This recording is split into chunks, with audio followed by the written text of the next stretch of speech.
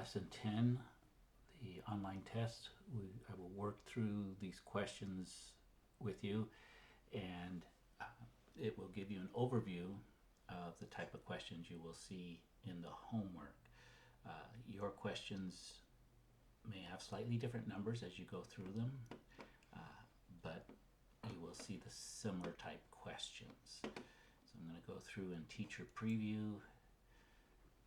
and let's see.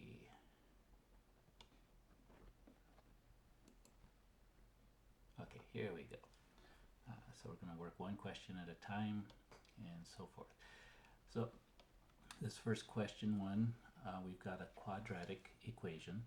We're asked to give the largest domain on which it is a one-to-one non-decreasing function. So what does that mean? Well, we need to take a look at the graph of x minus 8 squared.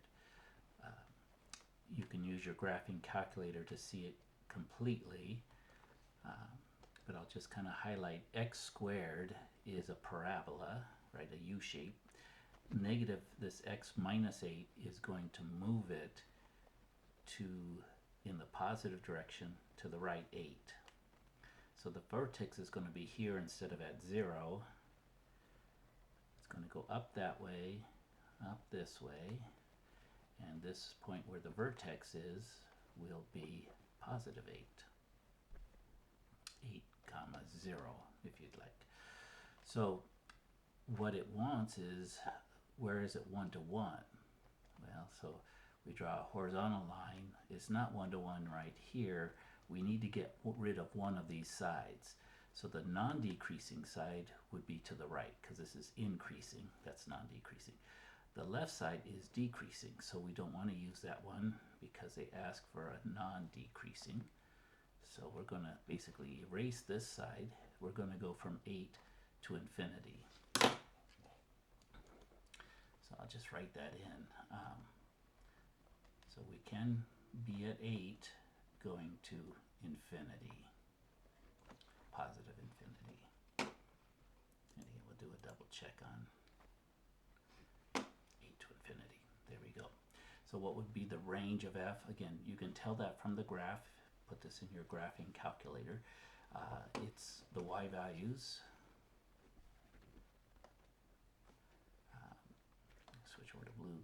The y values are going from y, this is the x-axis is the line y equals 0. It's going from 0, including 0, upwards, right, up to positive infinity. So the range would be from 0 to infinity. Now we're asked to find its, well, I should close it in here, right? Find the inverse of f restricted to the domain above. Okay, so the inverse of f, and we're going to just use it on this side, so it's going to be this function here. The way we find an inverse, we start off and think of this as y equals x minus 8 squared. We switch the x and the y. That's really getting us the inverse. That's what the inverse does.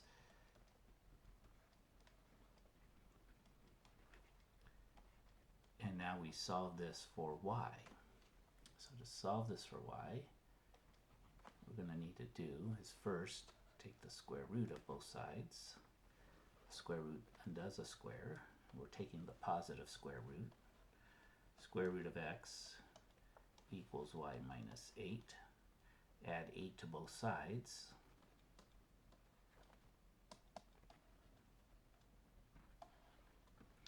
And we get square root of x plus 8 is y. This is our inverse. So the inverse function, square root of x plus 8. The domain of our inverse is going to be the range of the original function. Remember, the x and y's got switched, so we don't actually have to do any new calculations since we know what the range of f is. We know the domain of the inverse is going to go from 0 to infinity, and we know the range is going to be the domain, which we got up here, so that's going to go from 8 to infinity. And if you were to graph this, what you will see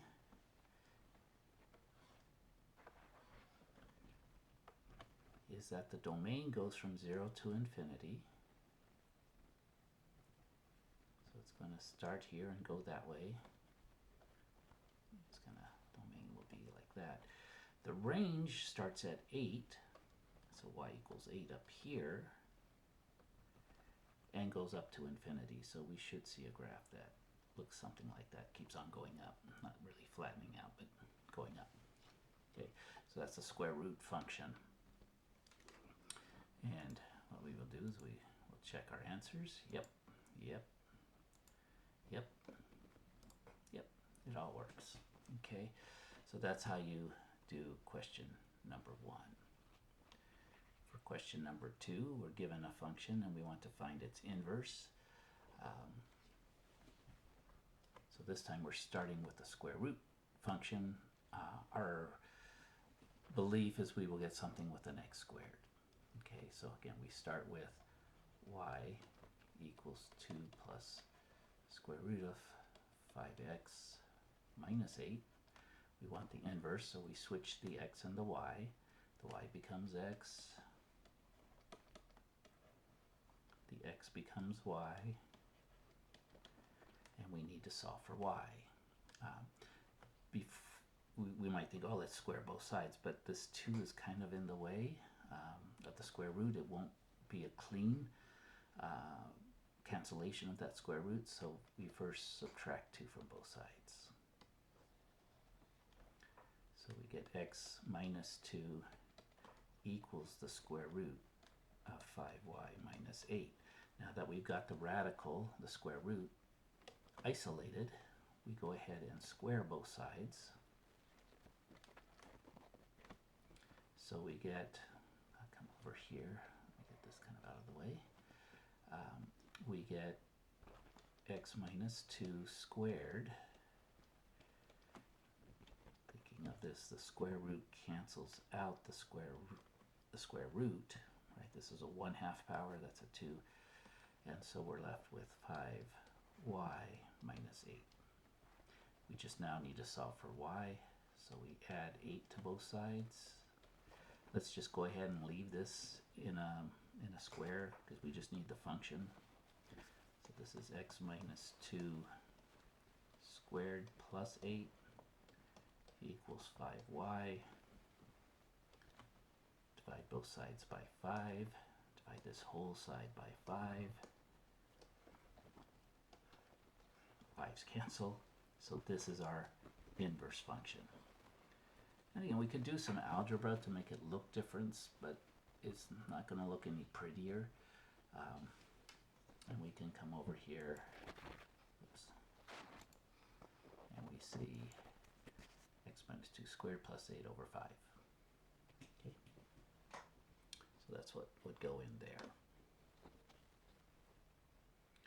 Question 3, we're going to write the domain of this function using interval notation. When necessary, type the numbers in as a fraction, not as a decimal. Okay, so they kind of want exact answers.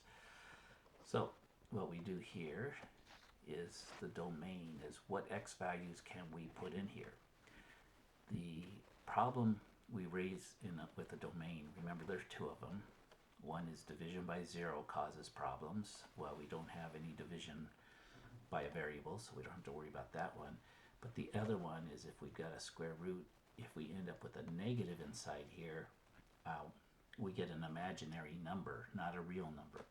So when we're thinking of the domain, all we've got to look at, we ignore everything else except what's inside the square root. And what we need is we need 2x plus 28. What we need is we need that to be a positive number, which is 0 or larger. So it needs to be larger than or equal to 0. This is going to give us our interval. Now we just solve for x. So we subtract 28 from both sides. And we get 2x. This cancels, right? Plus and minus is greater than or equal to negative 28. Divide both sides by 2. we get as long as x is greater than or equal to negative 28 divided by 2 is going to give us 14. We'll be okay. And you think about it, let's plug in negative 14. 2 times negative 14 plus 28. 2 times negative 14 is negative 28 plus 28. That gives us square root of 0, which is 0. That's okay. But if we were a little bit smaller, if we're smaller than negative 14, say negative 15, or even negative 14.01, we would end up with a negative value in here, and that's doesn't give us a real number. So how do we get this as an interval? Think of it as a number line. We know negative 14 is sort of the boundary point. So x has to be larger than negative 14. That means it needs to be to the right of negative 14. So let's do it this way here. It can be negative 14 or larger all the way to positive infinity. So we put here, we need a bracket.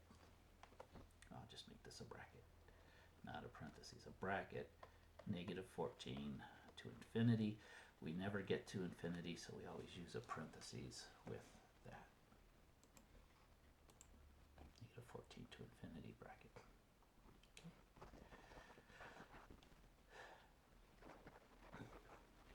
And again, this would be the same thing. We'll just quickly go through this. So we need to get the inside has to be greater than or equal to 0. Add 2 to both sides, and you get that x has to be greater than or equal to positive 2. So it's going to go from 2 to infinity. 3x plus 5, 3t plus 5. So we can actually plug in any number for t. There is no problem here. We do not have, remember, domain is about removing problems. 1 over 0, division by 0 is a problem. The other problem we have is a negative inside a square root. We don't have either of those issues, so we can go from negative infinity to infinity with that one. 1 over x plus 9, that one could potentially give us a 0. So what we say is, where is that 0? X plus 9, where does that equal 0? Subtract 9 from both sides. You'll get x equals negative 9 as the place where a problem occurs. Negative 9 plus 9 is 0. We would get division by 0, which is undefined. So with this one, it's more complicated to write with interval notation, right? What we're wanting to do is take negative 9 and remove it. We can have everything else except negative 9. Everything else from negative infinity until we get to negative 9, but not including negative 9. Not including negative 9, but larger until we get to positive infinity. So what that looks like, we can go from negative infinity to negative 9, not including negative 9, union negative 9 to infinity. And on this last one, again, we do not have either a negative inside of a square root. There's no square root there. We can't divide by 0 because there's no variable in the denominator. So this one also has no problems with its domain. The domain is all real numbers. Okay. And again, it's always nice to do a quick check.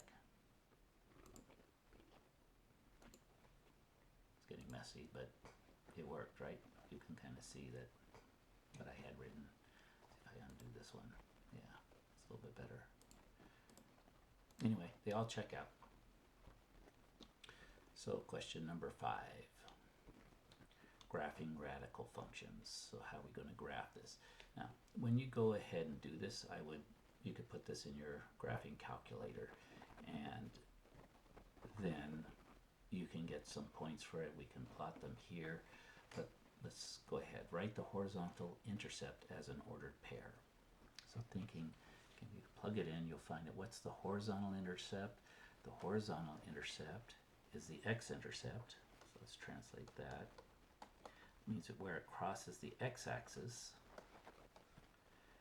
and when it crosses the x-axis, y equals 0.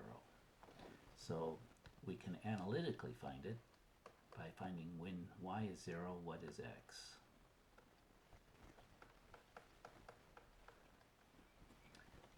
And again, we can do this analytically. Square both sides. 0 squared is still 0. Squaring a radical, a square root, they cancel each other out. So we get negative 4x plus 16.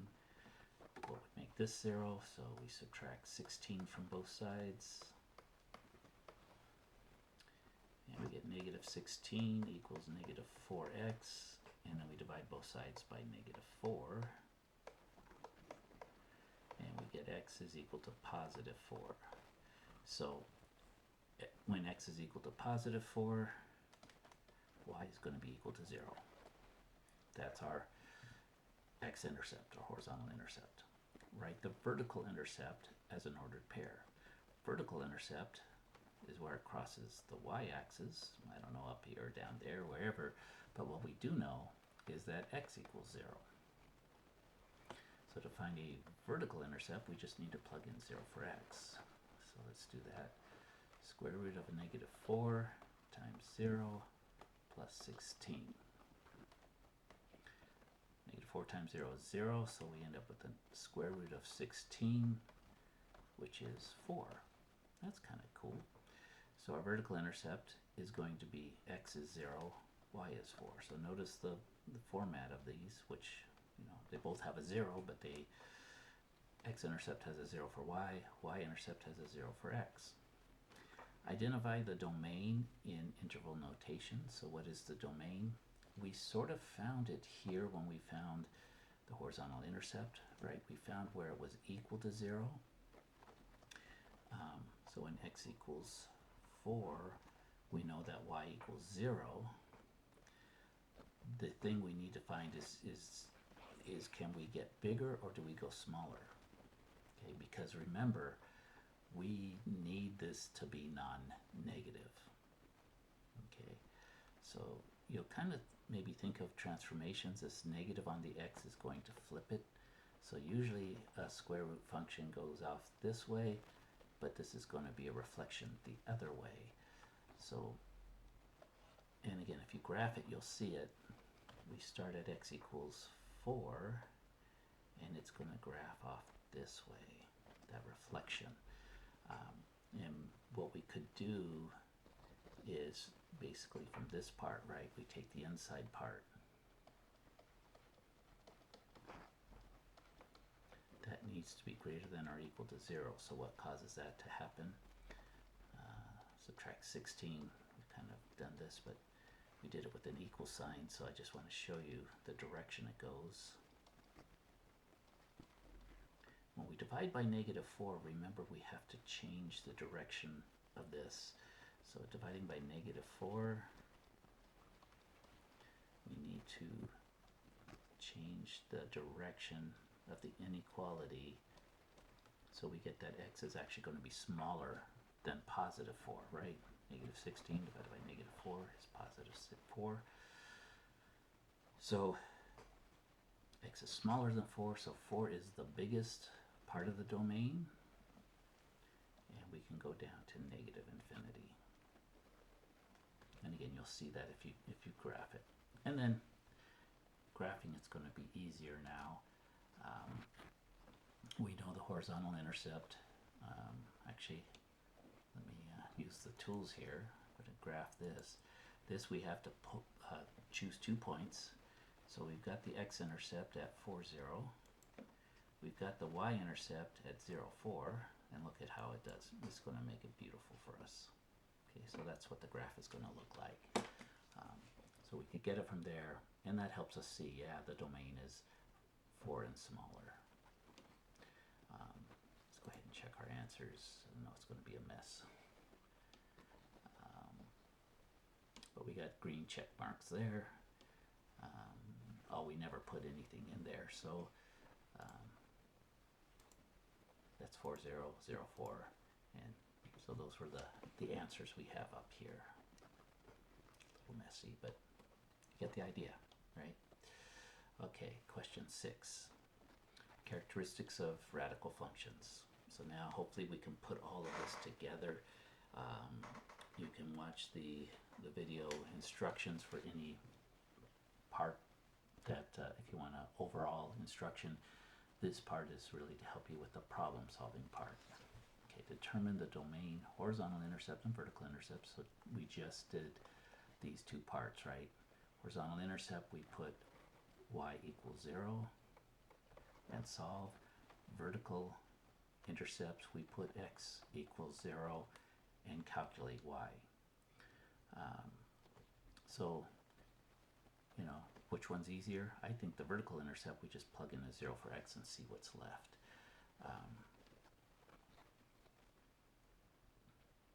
Horizontal intercept, we can get that. And then once we have those two, getting the domain is a little bit easier. So sometimes we get stuck, oh, what's the domain? Actually, let's go for horizontal and vertical intercept first. Okay, and maybe the vertical intercept as a first part. So what would cause square root of x minus 5 to become equal, sorry,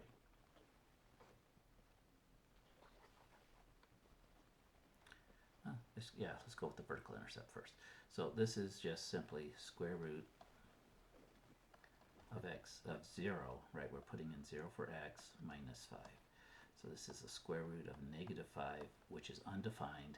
So if there is no intercept, put d n e, does not exist. This one is a d n e, okay? Because you can't have a square root, a negative inside a square root. That gives us an imaginary number. Horizontal intercept is where we set this equal to 0. So we have square root of x minus 5 equals 0. Square both sides, so you get 0. 0 squared is still 0. X minus 5. So sometimes you could just start whatever's inside the square root, set it equal to 0. Add 5 to both sides. So x equals positive 5. And that means x is equal to 5 gives us y equals 0. Horizontal intercept. And what direction is this going? Again, for domain, we really do the same thing, except we use a greater than or equal to. So x minus 5 needs to be greater than or equal to 0. Add 5 to both sides. X has to be greater than or equal to 5. And we kind of saw that if we put in 0, we get something that doesn't exist. So x can be equal to 5, but it has to be larger. And again, you could probably, if you graph this, square root of x minus 5, you get something like here, it comes at 5, and then it goes off like that. Okay. So we start seeing how this is going to work.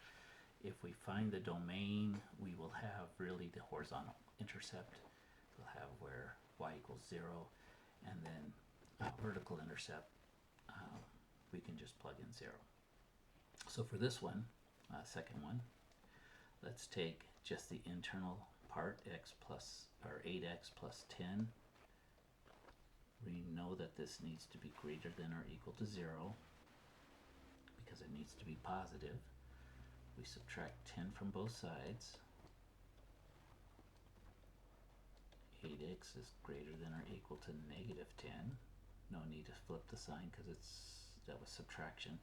Divide both sides by 8.